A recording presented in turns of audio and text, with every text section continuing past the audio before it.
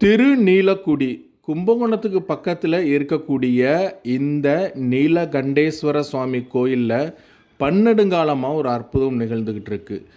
இறைவனுக்கு நல்லெண்ணெய் அபிஷேகம் அப்படிங்கிறது ஒரு மிகச்சிறந்த வழிபாடாக இங்கே பல நூற்றாண்டுகளாக நடந்துக்கிட்டு இருக்கு.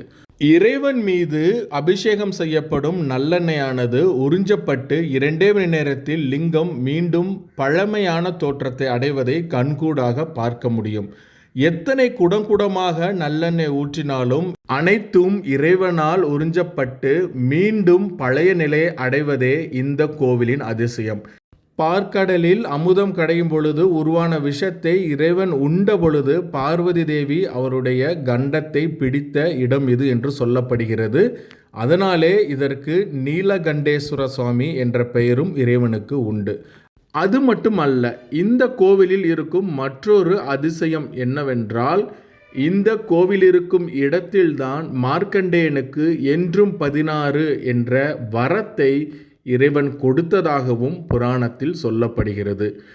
மனநோய் உடல் நோய் தீர்க்கும் மனோக்யநாத சுவாமி என்ற மற்றொரு பெயரும் இறைவனுக்கு உண்டு.